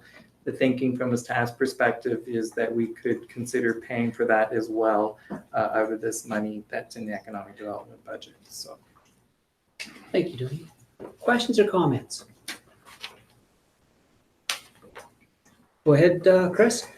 Yeah, Reeve, I was just, of all the results of the proposal, there was so much difference. I was just concerned, you would have thought they would have been given the same prerequisites, and, can we meet them or not? And this is the fee. And, there's difference. And, I'm not disturbed by it. I'm just wondering. Yeah. I just thought it'd be all the same to me if you get bids. I'll hand that over to maybe Dwayne. I'm sure they wouldn't know what each other's bidding, but anyway, I'll hand that over to Dwayne. yeah, so just in terms of, so they were provided a letter inviting them to make a bid, and it outlined the property, the location of the property, and that there was a woodlot on the property, and that and basically the scope of the work to be completed. So in terms of, based on the information that was provided, They came back with their recommendations in terms of the work that would need to be completed until they actually get into the woodlot and start actually looking at it. There's some, how much, in terms of bird species, for example, when you get into the woodlot, there may be none. I don't know. If there are a lot of bird species, I might have to do a little bit more work. The other thing as well to bear in mind is that terms of reference need to be developed for this firm. And as part of that, we need to work with the county. There's stewardship coordinator, no, their environmental specialist. But just in terms of, for an environmental impact study, you have to do a 3-season assessment. And they could, in terms of the timeline, they started on June the 24th. So they actually were able to get in on the first season, and then the fall season, and then through into the winter season. So the terms of reference have to be developed, but in terms of getting things moving, they decided that they would go in and start doing some of the on-site work in terms of going into the woodlot, for example, and seeing what's there and seeing what they're dealing with. So it's not like they're going to be told at the end that, oh, you forgot the amphibian survey, and somebody feels that that's important. Well, we can't promise that. But I hear exactly what you just said. Yeah. This again is in keeping with our motions that we passed to move this Hutton Heights forward and work on it. And as you read, I really want shovels in the ground next fall. I think we all do, because again, that's going to lower our tax base. And there is a need for it. And I may be speaking to that later in this meeting. If not, I will. And actually, I will. I'll be speaking to that later in this meeting, and you'll understand get another better understanding of just how bad this is needed. These houses are needed. Any other questions or comments? I'm going to read the motion then, that the Council of the Township of North Huron hereby receive the report for the CAO dated July 2nd, 2019 regarding the outcome of the environmental impact study quotations for Hutton Heights, and further that the council authorize this study to be paid from the transfer to the reserve funds included in the 2019 economic development budget, and further that the council authorizes the director of finance to amend the 2019 budget to reflect these changes. Do I have a mover? It is Chris. Seconder is Paul. All in favor? Carries. Thank you. And the second one is now 7.8.2, and that's the in it to win it. And Dwayne, I think you were going to speak to that one? Let me get my notes here. Yes, Dwayne, sorry. Yep, thank you for sure. So as council's aware, we completed the In It to Win It project, and Nicole Urquhart of Huron County Designs was the successful contestant. And as part of her winnings, she receives cash towards rent, and she also receives some in-kind and cash contributions from various businesses and sponsors throughout North Huron. So we certainly appreciate all the support that has been received, excuse me, both from council, from the Wingham BIA, Libro, the Huron County Futures, and the Huron County Economic Development Department, along with all of our other local businesses that are mentioned in the report. In terms of the winning business proposal, there is an agreement attached to the bylaw essentially indicating some parameters under which the prize has been won. So, for example, the business has to have a Main Street location located on Josephine Street in the Wingham Ward, and we'll contribute up to a maximum of $700 towards rent, up to a maximum of $7,850. And one of the other requirements is that the individual needs to provide a signed lease agreement demonstrating that they're going to be in a signed lease for a storefront location for a 12-month time period. So this is a summary report of the project overall, and you'll see later on the council agenda in the bylaw section an agreement with the bylaw. Thank you, Dwayne. Any questions or comments? Go ahead, Paul. I'm just curious, do you think we could be sending a letter to these 11 businesses that helped out and 5? I'm just wondering. I think it's great that we're getting something on the main street, but just a thank you for it. I think that could just be direction to council, or do you need to buy? No, it can be either. On behalf of municipality, Mhm. I know that on behalf of municipality, you want to send those? Yep. You can do that. I think unless I think that's a great idea. Good thinking, Paul. Any other questions or comments? Seeing none, I'm going to read the motion that the Council of Township of North Huron hereby receives the report from the CAO dated July 2nd, 2019 regarding the In It to Win It contest, and further that the Council of the Township of North Huron enter into an agreement with the contest winner, Nicole Uhart, and forgive me if I said that wrong. Urquhart, thank you, of Huron County Designs for reimbursement of rent expenses, and further that the Council of Township of North Huron deems the agreement to be an administrative matter and approves the exception of section 19.1 of the procedural bylaw to allow bylaw number 69-2019 to be passed at the July 2nd, 2019 council meeting. Do I have a mover? Anita, Paul seconds. Any questions or comments? All in favor? Passes. Thank you.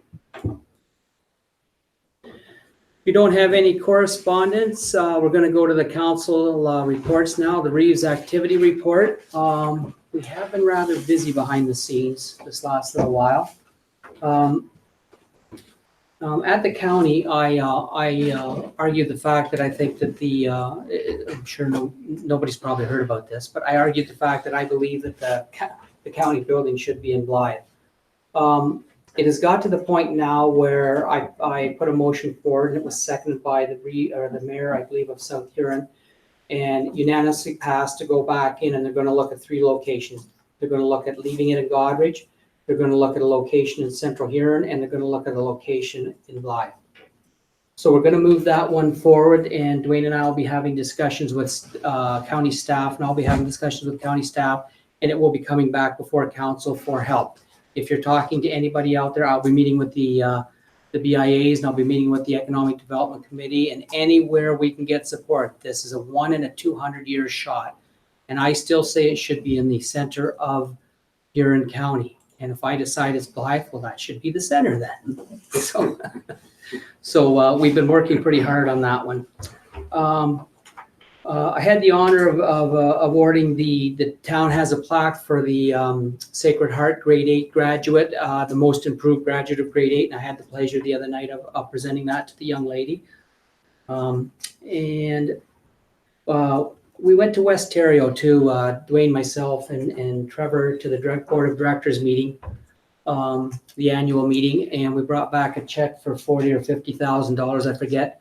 That's our dividends because we own a certain amount of this. The Wingham Ward owns a certain amount of that West Terrio.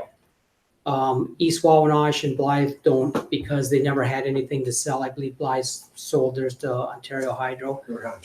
Ontario Hydro, and East Wawanosh, of course, always was Ontario Hydro. So whenever that happened, long before our times, this is one of the things we can now have a good look at as we move forward, because I don't think there's anything in Wingham like the police or the paying of the community center left. So in a couple of years to come, or maybe next year, because we have so much on the go right now, we're going to look at that and see how we can use that, even though it is designated for the Wingham Ward, to draw us closer together, where we can use that best of all for our communities as we move forward. But it was fantastic to get that. No, we're not selling our shares. Dwayne and I met with local, and we were asked on basically a minute's notice to meet with local industries. And this is where I was going to go earlier when I was talking.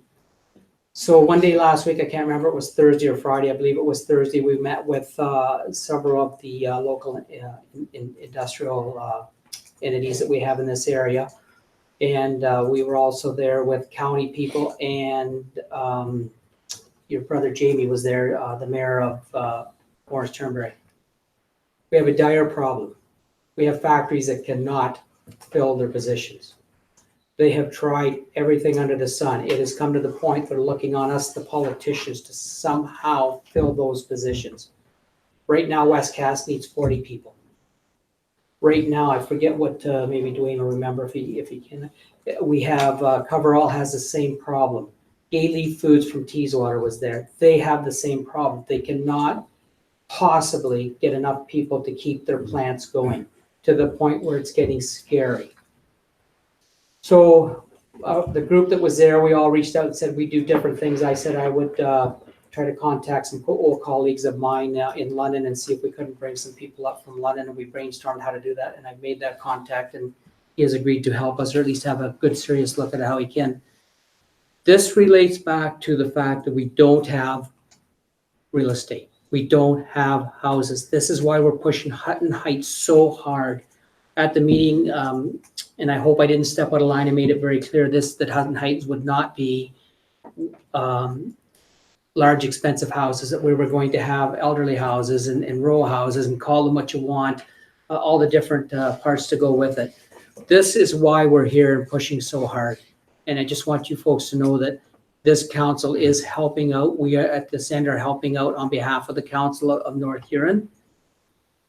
And we all need to pull together on this one. If anybody has a son or daughter that's home for the summer and can't find a job, send them to the Foundry, send them to Gay Lee, send them to Coverall. They will find a job. There's lots out there. This is not something that's new or just taking part in North Huron. We understand that it's happening all over Southwestern Ontario, because all of a sudden we've got a bit of a boom in the economical drive. I won't continue to babble on, but I do want you folks to know this is a very serious one, to the point where they are reaching out to their politicians. And our staff is working very hard and doing a great job behind the scenes on this. It does add to their workload, but man, this is a good staff. They're more than willing to jump right in there with both feet. I think that's just about it for me. So with having said that, I'm going to pass it over now to the council members. Verbal or written updates for members who sit on boards or committees. So anything to do with the board or committee, if you'd like to chat about it, now is the time. Anybody? Go ahead, Kevin. Yeah, I was going to speak to the Blythe BIA meeting last, but I'm going to, before I'll do that, I'll do that at the next council meeting. I'm going to first look into why the minutes of the April meeting is the only one that's up on their current council agenda. But I do want to make an announcement from the meeting last week. There's going to be the opening of the Blythe Outdoor Market on 444 Queen Street, which is basically the parking lot beside the old bank. This summer, they're looking forward to the Blythe Outdoor Market on Thursday evenings in July and August from 4 to 8 p.m. With the local crafts, local artisans, fresh produce, homemade food to go, arts and music. Every night in coordination with the theater plays, catching the crowds before the plays go in. But that's going to be starting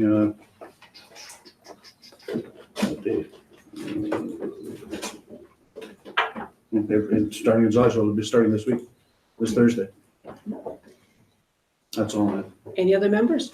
Just curious, through you, Yeah. Reeve, just curious, Kevin, is that gonna affect parking for the theater? No, the parking that is in front of where this market is not owned by the municipality. It is actually owned by the people that own the bank. People that own the bank are providing the spaces for the. Actually, I don't think they'll be taking up any parking spaces. They've actually taken down the trees beside the bank and the sidewalk and cemented that entire portion.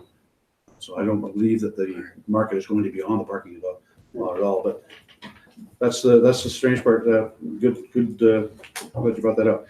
The grocery store owns some parking, but the municipality owns some parking.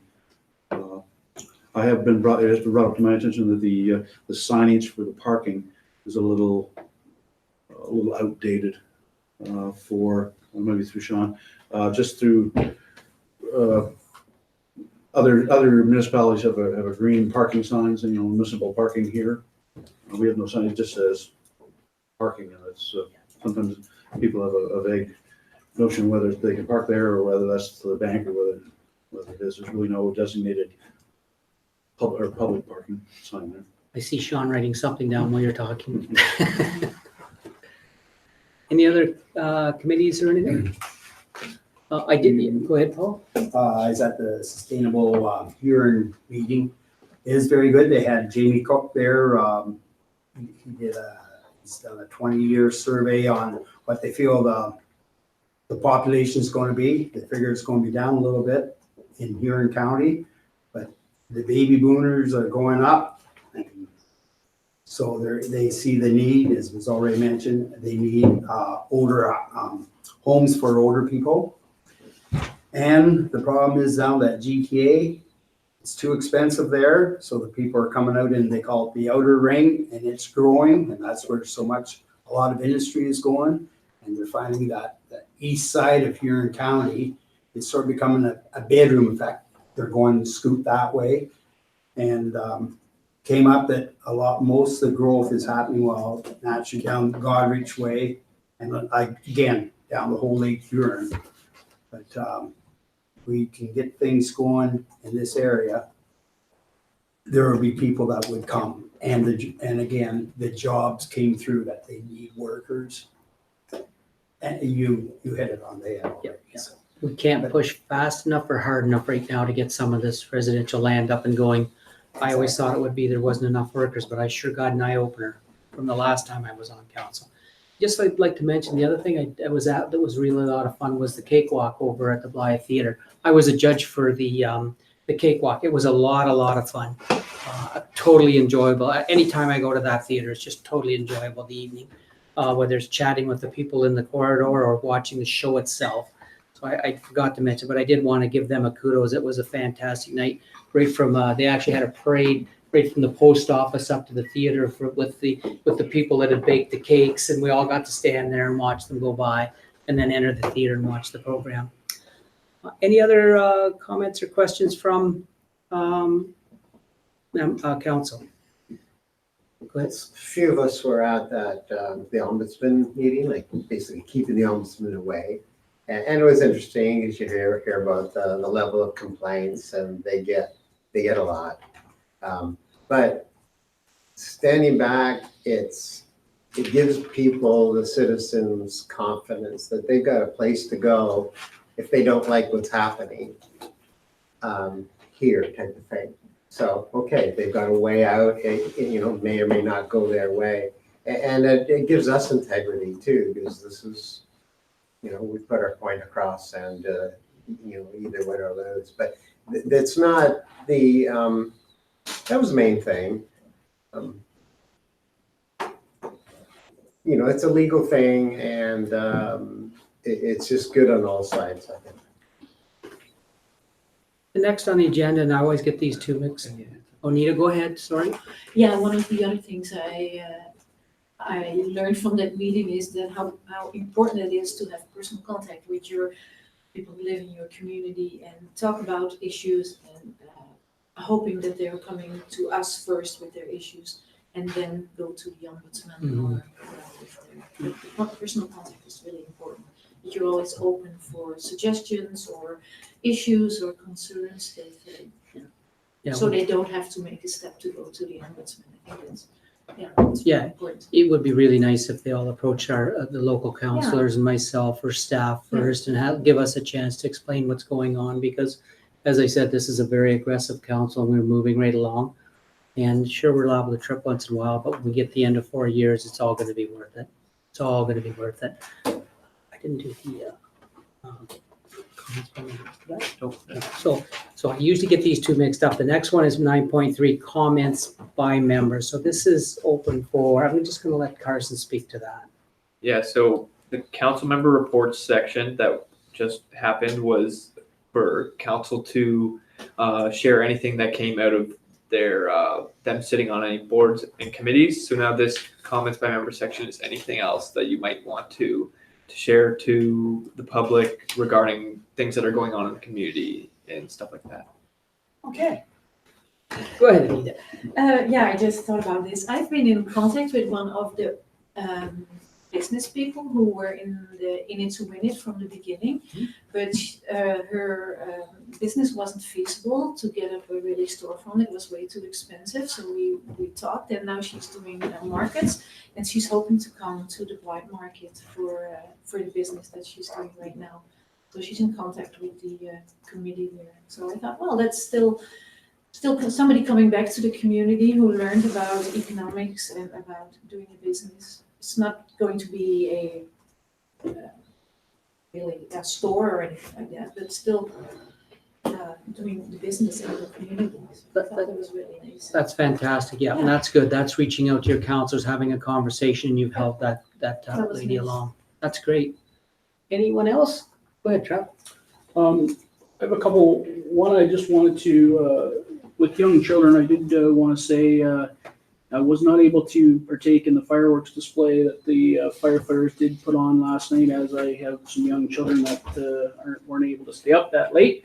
However, I have heard many and most social media posts are out there where is commending the firefighters with their effort as to the display that was put on here in the town of Wingham, as well as the effort that they go on every year in order to put that display on. It's their effort, their fundraising effort. They do all the work. That's, I think, kudos to them for putting that on. The one thing that I have been wanted to mention for quite some time, and I hate the fact that it's been this late, but Dr. Marie Gear retired in November after 38 years of providing medical services within the municipality as well as surrounding area. So she was an instrumental part of medicine in North Huron for quite a number of years. And she was actually the recipient of a very prestigious award through the College of Physicians and Surgeons in Ontario 2019 Council Award. The town of South Bruce actually provided her with a certificate back in November during her retirement period. And I'm wondering, based on the information, she is a resident of the municipality. She's put a number of years. This is definitely not something that we overlooked. It obviously is something that, the community respects the fact that she put 38 long years of medicine into this community. So, I would like to see this council send a letter of appreciation on behalf of council to her as it relates to the years of service that she's put and the recipient of that prestigious award, if council so chooses. I don't think we need a motion for that, do we, Dwayne? I think that's again direction to staff, or how do you feel comfortable moving forward? Up to you. You can, if Trevor wants to make that a motion, he can. Trevor, if you want to make that a motion, I will make a motion. Anita will second it. All in favor? Unanimous. Thank you, Trevor. Anyone else? Just along with fireworks, it's just nothing but positive. I'm just wondering, could we maybe send a letter on behalf of the municipality to Marty or just so that they're recognized for the effort that went in there? Yeah. Do you want to make that a motion? Just say I'll make it a motion, yeah? With amendment to it. Yeah. I would like it seen sent to the Wingham Firefighters Association. Oh. It's nothing to do with Marty. Oh, okay. I Yeah. didn't know how that works. Okay. It's actual, the Yeah. Wingham Okay, Firefighters yeah, Association. okay, I go with that. Thank you for that clarification. Okay. So we have a mover and a seconder. Kevin's going to second. Questions or comments? Seeing none, all in favor? Being unanimous. Any other comments by members? Go ahead, Kev. Just a clarification for public notice through you to Sean. There was some talk earlier about a meeting for the public over the crosswalk in Blythe meeting happening. I'm not sure whether it was County of Huron or whether it was North Huron were doing it. County of Huron. Do you know what date that is, just so I could reiterate? Through your worship, I believe it's going to be held July 15th. There'll be two sessions, one's at 2 and then one's at 7. I can confirm that shortly, but it's definitely July 15th. I just Yeah. wanted all of our Is that constituents our to know. council on the Monday? And where's that gonna be held? at Memorial Hall. What time? 2 to 3 or something like that, and 7. Maybe We can Dwayne, send you that- want- yeah, we had yeah. that, we'll send that again. We had that on the last council agenda in terms of the exact times, but I know it's the afternoon of the 15th and there's an evening session on the 15th as well. We have council that evening, but Yes, it's, yes, your worship, it's actually Monday, July 15th. Session 1 will be from 3 to 4 p.m. Session 2 will be from 7 to 8:30 p.m. And the location will be the Blythe Memorial Hall, lower level. So none of us are gonna be there for the afternoon, that's for the evening, because that's our council meeting, right? Okay. Yeah, we can go in the afternoon, anybody that can make it. Any other comments? Seeing none, we'll move forward. Number 10 is notice of motion that the council direct staff, this is gonna be a request for me and it'll be coming forward in the next council meeting that the council direct staff to prepare a report regarding potential locations in the Blythe area for the Huron County Administrative Building. That's just letting you folks know it's coming before the next council meeting, so there's really no reason to have a conversation over it today. And we're gonna go down to the bylaws now. So the first one is bylaw number 64-2019, being a bylaw to amend Schedule K of traffic bylaw number 39-2012 to be introduced, read a first, second, and third and final time, signed by the reeve and clerk, and be engrossed in the bylaw books. Do I have a mover? I have Paul. Kevin is seconding. All in favor? Carries.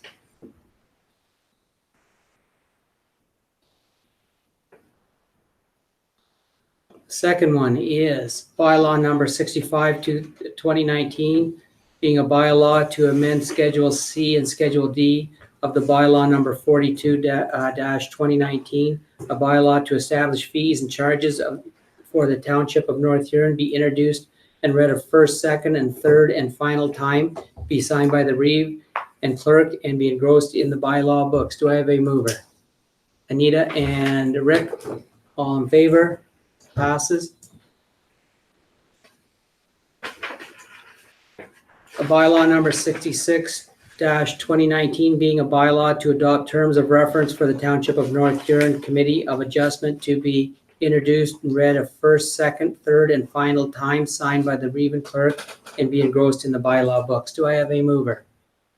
I have Chris and I have Trevor. All in favor? Carries. Bylaw number 67-2019, being a bylaw to enter into the site plan agreement with KRS Holdings Wingham Inc., 82 Kerr Drive, Wingham Ward, Township of North Huron, be introduced and read a first and second time only. Do I have a mover? Paul and Trevor, all in favor? Passes. Bylaw number 68-2019, being a bylaw to enter into an agreement between the Township of North Huron and Alan Michelle Penny, be introduced and read a first, second, third, and final time, signed by the reeve and clerk, and engrossed in the bylaw books. Do I have a mover?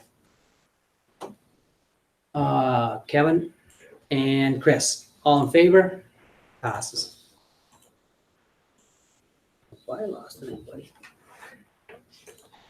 Bylaw number 69-2019, being a bylaw to enter into an agreement with Nicole Urquhart of Huron County Designs, winner of the In It to Win It contest, be introduced and read a first, second, third, and final time, be signed by the reeve and clerk, and engrossed in the bylaw books. Do I have a mover? Paul, seconded by Anita. All in favor? Passes. Announcements. We have upcoming meetings. The Wingham BIA will be meeting, its meeting will be held on Thursday, July 4th, 2019, 8 a.m., location to be determined. Special meeting of council will be held on Friday the 5th, and we're going to be out of here by noon 2019 at 9 a.m. in the North Huron Council chambers. Third meeting is North Huron Economic Development meeting will be held on Thursday, July 11th, 2019 at 8 a.m. location to be announced.